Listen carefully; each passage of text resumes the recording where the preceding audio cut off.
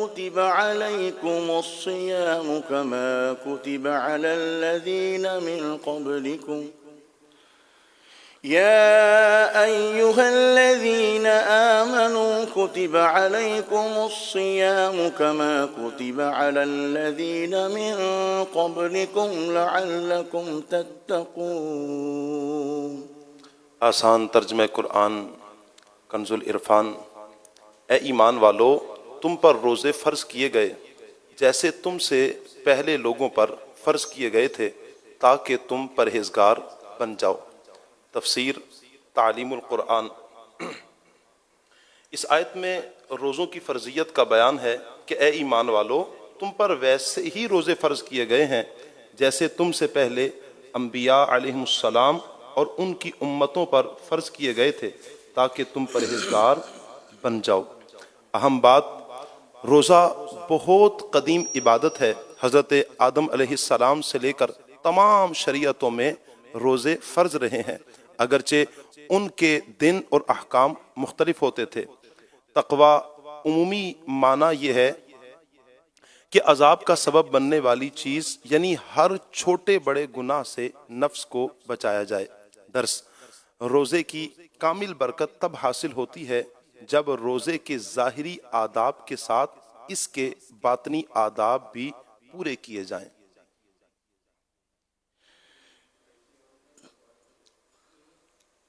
ایاما معدودات فمن كان منكم مريضا أو على سفر فعدة من أيام أخر وعلى الذين يطيقونه فدية طعام مسكين فمن تطوع خيرا فهو خير له وَأَن تَصُومُوا خَيْرٌ لَكُمْ إِن كُنتُمْ تَعْلَمُونَ۔ آسان ترجمہ کنز العرفان۔ گنتی کے چند دن ہیں تو تم میں جو کوئی بیمار ہو یا سفر میں ہو تو اتنے دن روزے اور دنوں میں رکھے، اور جنہیں اس کی طاقت نہ ہو ان پر ایک مسکین کا کھانا فدیہ ہے۔ پھر جو اپنی طرف سے نیکی زیادہ کرے تو وہ اس کے لیے بہتر ہے، اور اگر تم جانو تو روزہ رکھنا تمہارے لیے زیادہ بہتر ہے۔ تفسیر تعلیم القرآن۔ فرض روزے ماہ رمضان کے گنتی کے 29 یا 30 دن ہوتے ہیں۔ ان دنوں میں اگر کوئی بیمار یا مسافر ہو اور روزہ نہ رکھے تو اس پر بعد میں اتنے روزوں کی قضا لازم ہے۔ اور شیخ فانی یعنی بہت ہی بوڑھے وہ لوگ جنہیں روزہ رکھنے کی طاقت نہ ہو اور نہ آئندہ طاقت ملنے کی امید ہو تو وہ روزے کے بدلے ایک مسکین کا کھانا فدیہ میں دے، اور اگر فدیہ زیادہ دے کر اپنی طرف سے نیکی زیادہ کرے تو یہ اس کے لیے بہتر ہے۔ مزید فرمایا کہ شرعی رخصت کے باوجود روزے کی طاقت ہونے کی صورت میں روزہ چھوڑنے کی بجائے روزہ رکھ لینا تمہارے لیے بہتر ہے۔ اگر تم روزہ کی فضیلت اور اہمیت جان لو۔ اہم باتیں، نمبر 1، وہ مریض جسے مرض بڑھ جانے یا دیر سے ٹھیک ہونے یا تندرست کو بیمار ہو جانے کا غالب گمان ہو تو اسے ابھی روزہ نہ رکھنے کی اجازت اور بعد میں اس کی قضا فرض ہے۔ نمبر 2، روزہ نہ رکھنے کی اجازت کے لیے مرض بڑھنے وغیرہ کا غالب گمان ہونا ضروری ہے، محض وہم کافی نہیں۔ غالب گمان اس صورت میں حاصل ہوگا کہ مرض بڑھنے وغیرہ کی کوئی ظاہری علامت موجود ہے، یا اس شخص کا ذاتی تجربہ ہے، یا اسے کسی ماہر ڈاکٹر نے بتایا ہے، اور اچھی طرح غور کرنے کے بعد اسے بھی روزہ نہ رکھنا ہی سمجھ آیا ہے۔ نمبر 3، مسافر اس صورت میں روزہ چھوڑ سکتا ہے جب 92 کلومیٹر 92 کلومیٹر یا اس سے زیادہ دور جانے کے لیے طلوع فجر کے وقت ہی مسافر ہو۔ نمبر 4، روزے کا فدیہ 2 وقت صبح اور شام ایک مسکین کو پیٹ بھر کر کھانا کھلانا ہے، یا ہر روزے کے بدلے میں صدقہ فطر کی مقدار مسکین کو دے دے۔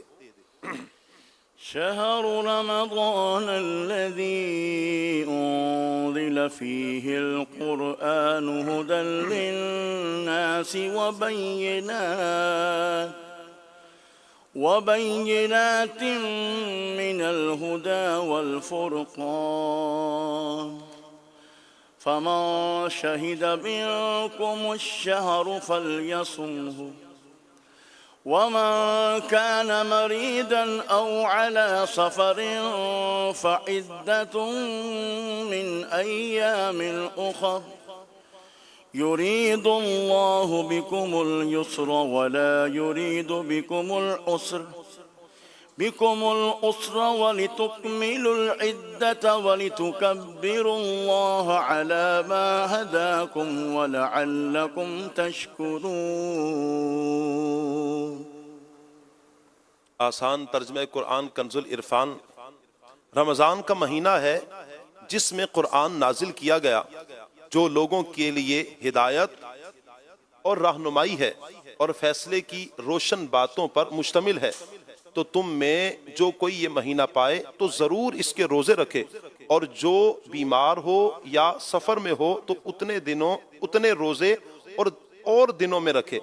اللہ تم پر آسانی چاہتا ہے اور تم پر دشواری نہیں چاہتا، اور یہ آسانیاں اس لیے ہیں تاکہ تم روزوں کی تعداد پوری کر لو، اور تاکہ تم اس بات پر اللہ کی بڑائی بیان کرو کہ اس نے تمہیں ہدایت دی، اور تاکہ تم شکر گزار بن جاؤ۔ تفسیر تعلیم القرآن۔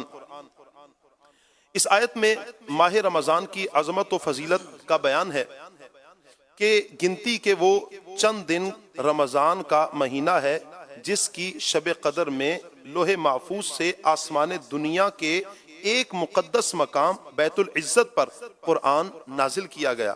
قرآن مجید لوگوں کو گمراہی سے راہ حق کی طرف ہدایت دینے والا، سچے احکام کی طرف رہنمائی کرنے والی آیتوں اور حق و باطل کے درمیان فرق کر دینے والی باتوں پر مشتمل ہے۔ یہ مہینہ دیکھنا جسے نصیب ہو تو وہ ضرور اس کے روزے رکھے، البتہ جو بیمار یا مسافر روزہ نہ رکھے تو وہ دوسرے دنوں میں قضا کر لے۔ اللہ تعالیٰ تم پر آسانی چاہتا ہے، دشواری نہیں چاہتا۔ قضا روزے رکھنے کی آسانی اس لیے ہے تاکہ تم روزوں کی تعداد 29 یا 30 دن پوری کر لو، اور تعداد پوری ہوتے وقت تم اللہ تعالیٰ کی بڑائی بیان کرو کہ اس نے اپنے دین کے طریقوں کی طرف تمہاری رہنمائی کی، اور تاکہ تم اللہ تعالیٰ کا شکر ادا کرو۔ اہم باتیں: بیت العزت سے وقتاً فوقتاً حکمت کے مطابق اللہ تعالیٰ کے حکم سے جبریل امین علیہ السلام قرآن لاتے رہے، اور یہ نزول 23 سال کے عرصے میں پورا ہوا۔ نمبر 2، رمضان واحد مہینہ ہے جس کا نام قرآن پاک میں مذکور ہوا۔ نمبر 3، قرآن مجید سے نسبت سے ماہ رمضان کو عظمت و شرافت ملی، یوں ہی نبی کریم صلی اللہ علیہ وآلہ وسلم کی ولادت اور معراج سے نسبت رکھنے والے دنوں کو بھی عظمت و شرافت مل گئی۔ صدق اللہ العظیم۔